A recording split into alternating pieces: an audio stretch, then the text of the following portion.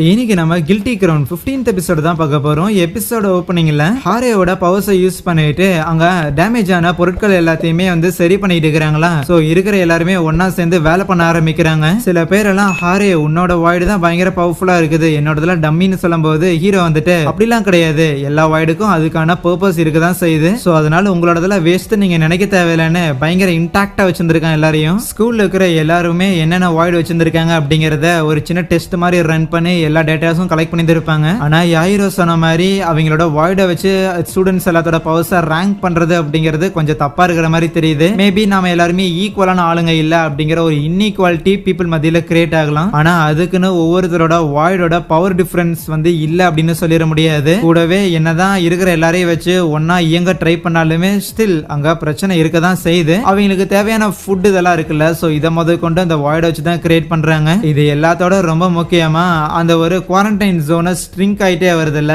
So அது இன்னும் எப்ப இவங்க கிட்ட வரும்னு கூட இவங்களுக்கு ஐடியா இல்ல. இருந்தாலுமே இதுல நிறைய பிரச்சனை இருக்குது. நம்ம எதிர்பார்த்து ஃபிக்ஸ் பண்ண நினைச்ச நிறைய விஷயங்களை நம்மளால இன்னும் ஃபுல்ஃபில் பண்ண முடியல அப்படின்னு ஹீரோ புலம்பும் போது, அதுக்கு ஹீரோ நான் அதுக்காக தான் அந்த ரேங்கிங் சிஸ்டம் வந்து யூஸ் பண்ணலாம் அப்படின்னு சொன்னேன். ஒருத்தர் கீழே ஒருத்தர் இருக்கிறாங்க அப்படிங்கிற மாதிரி ஒரு சிஸ்டம் இருந்துச்சுன்னு ஏன் கண்டிப்பா பீப்புள் பயங்கரமா வேலை பார்ப்பாங்க. இல்ல அது கண்டிப்பா டிஸ்கிரிமினேஷனா தான் இருக்கும். அவங்களோட வாய்டை வச்சு எப்படி ஒருத்தங்களை வந்து செக்ரிகேட் பண்றதுன்னு கேட்க, சி நீயே சொல்லிட்டு அது செக்ரிகேட்னு, அது ஒன்னும் டிஸ்கிரிமினேஷன் கிடையாதுமா, யாயிரோ இந்த மாதிரிலாம் சொல்றான்ப்பா அப்படின்னு மத்தவங்க கிட்ட புலம்பும் போது ஐசாவா இருக்கட்டும் ஈவன் சுகுமியா இருக்கட்டும் எல்லாருமே தம்பி ரியல் வேர்ல்டு அப்படிதான் ஆப்ரேட் ஆகும், நீ நினைக்கிற மாதிரி எல்லாம் மத்தவங்க இருக்கணும்னு எதிர்பார்க்காதம்பாங்க. அப்போ இனோரி நாங்க சொல்றது எல்லாத்தையும் நீ பண்ணுங்கிற அவசியம் கிடையாது, இங்க நீ தான் ஒரு ஸ்கூல் கவுன்சில் பிரசிடென்ட், அதனால உனக்கு என்ன பிடிக்குமோ அதை நீ பண்ணு அப்படின்றவா. இப்ப என்ன பண்றதுன்னு தெரியாம ஹீரோ யோசிச்சுட்டு வந்துட்டு இருக்க அங்க ஷோட்டாவை மீட் பண்றானா. இன்னொரு பக்கம் ஹாரே ஐசே கிட்ட ஆமா இனோரிக்கும் ஹீரோக்கும் என்ன ரிலேஷன்ஷிப் அப்படின்னு கேட்பா. ஏன்னா மத்தவங்க கிட்ட பேசிக்கிட்டு இருக்கும் போது ஹீரோ அதையெல்லாம் பெருசா கேட்டுக்கல. இருந்தாலும் இனோரி வந்து சொல்லும் போது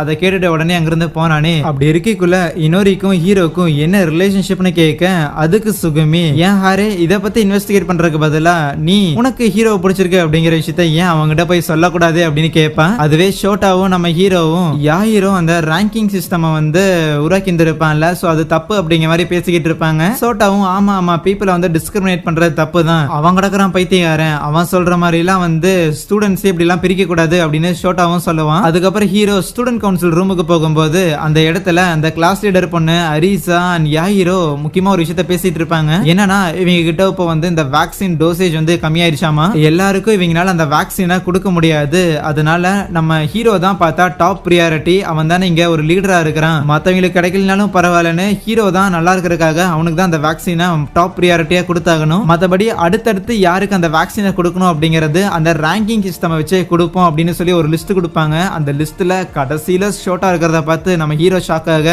அரிசாவும் யாயிரோவும் சொல்லிடுறாங்க, இங்க பாரு இந்த ஸ்டூடெண்ட் கவுன்சில் இருக்கிற ஒரு ஆளுங்களா எங்களால முடிஞ்ச அளவுக்கு இந்த டேட்டா எல்லாம் கலெக்ட் பண்ணி நாங்க சொல்லியிருந்திருக்கோம், இறுதி முடிவை நீ தான் எடுக்கணும் அப்படின்னு நம்ம ஹீரோட கையில ஒப்படைச்சிடுறாங்க. அடுத்த நாள் காலையில அந்த ஸ்டூடெண்ட் கவுன்சில் ரூம் ஒரு பொண்ணு கிளீன் பண்ணியிருப்பாளா, சோ இந்த மாதிரி நம்ம எல்லாரையும் வச்சு ரேங்க் பண்ணியிருக்காங்கிற விஷயத்த அந்த ஷோட்டா கிட்ட மத்த பசங்க கிட்ட எல்லாம் காட்ட, அதுக்கப்புறம் ஹீரோ வந்து எல்லாரும் மீட் பண்ணிட்டு இங்க பாரு அந்த ரேங்கிங் சிஸ்டம் நீ யூஸ் பண்ண போறது இல்லன்னு தானே சொன்னேன், ஆமா நான் கண்டிப்பா யூஸ் பண்ண போறது இல்ல அப்படின்னா சரி எங்களோட வாய்டை எங்க உடம்புல இருந்து நீ எடுத்துக்கொடு, அதை வச்சு நாங்க கொஞ்சமாவது பிராக்டிஸ் பண்றோம், இப்போதைக்கு நாங்க வீக்கா இருக்கணும் எங்களுக்கு தெரியுது, ஆனா அதை வச்சு பிராக்டிஸ் பண்றது மூலமா இன்னும் நாங்க பெட்டர் ஆகும்ல அப்படின்னு எல்லாரும் ஹீரோவை ஃபோர்ஸ் பண்ண, இந்த லூட்டனட் யான் இருப்பான்ல அவங்கிட்ட சேகாய் சொல்லிக்கிட்டு இருப்பான், எப்படின்னு கொஞ்ச நாள்ல அவனுங்கிட்ட வேக்சின் தீர்ந்து போயிடும், அதுக்கப்புறம் வந்துதான் ஆகணும், அப்ப முடிச்சு கட்டிடலான்னு. அதுக்கு லூட்டனட் யான் அவனுங்களா சின்ன பசங்க என்ன அனுப்பி விட்டாலே எல்லாரையும் நான் போட்டு விட்டுருவேன்னு சொல்ல, அதான் பார்த்தேனே ஹீரோ பையன் அதுக்கப்புறம் மத்த எல்லாரையுமே வந்து ஏதோ ஒரு பொம்மை மாதிரி அனுப்பிச்சுட்ட போது மற்ற ரோபோட்ஸ் தான் ஷூட் பண்ணிச்சே தவிர நீ ஷூட் பண்ணவே இல்லை, அதுலயும் அவன் லட்சணம் தெரியுதுன்னு சொல்ல,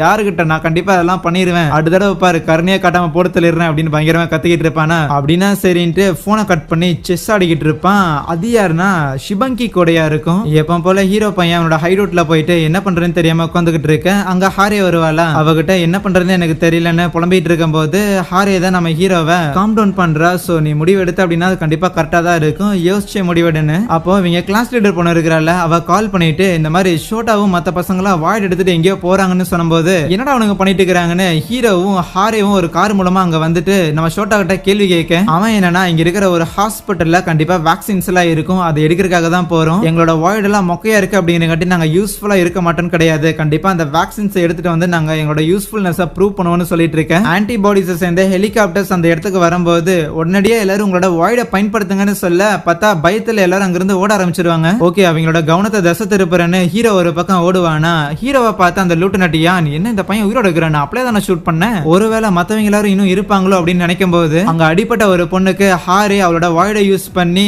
குணப்படுத்திட்டு இருப்பாளாம். அப்ப ஷோட்டா, ஏன் உன் வாய்டை யூஸ் பண்ணி அங்க இருக்கிற ஒரு காரை நீ சரி பண்ணக்கூடாது, அது மூலமா நம்ம இங்க இருந்து எஸ்கேப் ஆகலாம்னு சொல்ல சரின்னு ஹாரி அவளோட வாய்ட் பவரை பயன்படுத்திக்கிட்டு இருப்பாள. மாட்டினீங்களாடான அந்த லூட்டனட் யான் அந்த காரை ஃபயர் பண்ண அந்த பிளாஸ்ட்ல இருந்து ஹாரேவை ஹீரோ காப்பாத்த தான் செய்யறான். பின்னாடியே அவங்களுக்கு ஹெல்ப் பண்றதுக்காக ஐசே, சுகுமி, யாயிரோ, இனோரின்னு வந்துகிட்டு இருப்பாங்க. இதோட பேக்கப்லாம் வந்திருக்க போலேன்னு சொல்லி அந்த லூட்டனட் யான் அவங்களையும் அட்டாக் பண்றதுக்காக ட்ரை பண்ணிட்டு இருப்பானா. அந்த ஒரு பிளாஸ்ட்ல இருந்து ஹாரேவை நம்ம ஹீரோ காப்பாத்திருந்திருப்பான், இருந்தாலும் அவனுக்கு தீக்காயம் அதிகமா பட்டிருந்திருக்கும், அதே இடத்துல மயங்கி போயிருந்திருப்பான். உடனே ஹாரே அவளோட வாய்ட் பவர் இருக்குதுல அதை யூஸ் பண்ணி அங்க ஹீரோவை ஹீல் பண்ண ஆரம்பிக்கும் போது ஒரு விஷயம் சொல்றான். அவ சின்ன பொண்ணா இருக்கும்போது, குழந்தையா இருக்கும்போது இந்த கைண்ட் கிங் அப்படின்னு ஒரு புக் ஒன்று ரீட் பண்ணிருப்பாலாமா. அதுல இருக்கிற அந்த ஒரு ராஜா பயங்கர நல்லவர், சோ ஊர்ல இருக்கிற எல்லாருக்கும் வந்து அவரோட சொத்தை வித்து நிலத்தை வித்து அப்படின்னு சொல்லி எல்லா விதமான நல்லதையும் பண்ணியிருப்பாரு. ஆனா அவ்வளவு நல்லது பண்ணதுக்கு அப்புறமே அந்த ஊர்ல இருக்கிற மக்களுக்கு அந்த கிங்க பிடிச்சிருந்திருக்காது, அந்த கிங்க வந்து வெறுத்துக்கிட்டே தான் இருந்திருப்பாங்க, ஜஸ்ட் பிகாஸ் அவன் கிங்கா இருக்கிறான் அப்படிங்கிற ஒரே காரணத்துக்காக. இருந்தாலும் அந்த புக்கை படிச்சு முடிக்கும் போது எனக்கு அந்த ராஜாவை ரொம்பவுமே பிடிச்சிருந்தது, அந்த மாதிரியான ஒரு ராஜாவா தான் நீயுமே இருக்கிற, கண்டிப்பா நீ ஒரு ராஜாவா இருப்ப அப்படின்னு அவ ஹீல் பண்ணிக்கிட்டு இருக்க. அப்ப ஹெலிகாப்டர்ல பறந்துட்டு இருந்த ஆன்டிபாடிஸ் சேர்ந்தவங்களும் கீழே பாடுறா ஏதோ ஒரு பொண்ணு இருக்குன்னு சொல்லிட்டு ஃபயர் பண்ணி அதே இடத்துல ஹாரேவை முடிச்சு கட்டிடுவாங்க. பட் அவ சாகருக்கு முன்னாடியே அந்த இடத்துல நம்ம ஹீரோவை கம்ப்ளீட்டா கியூர் பண்ணும்போது அவளுக்கு அந்த ஒரு வைரஸ் கம்ப்ளீட்டா அவளோட பாடியை டேக் ஓவர் பண்ணி அதே இடத்துல இறந்து போயிருவான். இது எல்லாத்தையும் ஓரமா இருந்து யாயிரோ கவனிக்க கண்ணு முழிச்ச ஹீரோவுமே ஹாரேவோட பாடியை பார்த்து ஷாக் ஆகி அவளை தூக்கி மடியில வச்சிருக்கும் போது அவ கம்ப்ளீட்டா கிறிஸ்டலா மாதிரி அப்படியே பீஸ் பீஸா காத்துல கரைஞ்சு போயிருவாளாம். ஹாரேவோட இறப்ப ஹீரோவால சுத்தமா ஏத்துக்க முடியாமலே இருக்க, இன்னொரு பக்கம் அங்க இருக்கிற ஒரு மெக்காட்ட இருந்து இன்னொரு தப்பிச்சு விலகும் போது ஹீரோ இன்னொரிய ஃபோர்ஸ் பண்ணி அவ உடம்புல இருக்கிற அந்த ஒரு வாய்டை வெளியே எடுத்து அந்த லூட்னட் யானோட மெக்கா இருக்கும்ல அதை 2 துண்டா வெட்டிடுறானா. ஆனா அதுக்கப்புறம் சுத்தமா எமோஷனே காட்டாம அங்க இருக்கிற எல்லா மெக்காவையும் போட்டு தள்ளிக்கிட்டு இருக்கேன். என்ன நடந்ததுங்கிற விஷயத்த இந்த யாயிரோ இருக்கிறான்ல, சோ அவன் தான் இருக்கிற எல்லாருக்கிட்டையும் சொல்றானா. எல்லாருக்கும் செம்மையான ஷாக்கு. இந்த கலவரம் எல்லாமே நடந்து முடிஞ்சதுக்கு அப்புறம் இந்த ஷோட்டா பையன் இருக்கிறான்ல, அவன் ஹீரோ கிட்ட போயிட்டு என்ன மன்னிச்சுடு, ஹாரே இறந்து போனதுக்கு நான் தான் காரணம், நான் தான் தேவையில்லாம அந்த காரை சரி பண்ண சொன்னேனுங்கும் போது ஹீரோமே கொஞ்சம் கூட கருணையா காட்டாம, ஆமாண்டா நீ தான் காரணம், என்னமோ பெரிய இவன் மாதிரி ஹீரோயிசம் காட்டுறதுக்காக அந்த காரை சரி பண்ணா இங்க இருந்து போயிடலாம் அப்படிங்கிற தப்பு கணக்கு போட்டு உன்னாலதான் அவ செத்தான அடிக்க. அப்புறம் யாயிரோ தான் வந்து தடுக்கிறானா. சோ ஹீரோவுமே இந்த பாயிண்ட்ல உங்ககிட்ட நல்ல விதமா நடந்துகிட்டாலும் நீங்க இப்படிதான் பண்ணுவீங்கன்னு தெரிஞ்சு போச்சு, அதனால உங்கள எவன் தேவைப்படுவான் எவன் தேவைப்பட மாட்டான் அப்படின்னு பிரிச்செடுக்க தவிர இங்க வேற வழி தெரியலன்னு சொல்ல அங்கே இந்த ஒரு எபிசோடையும் முடிக்கிறாங்க. So yeah, thank you.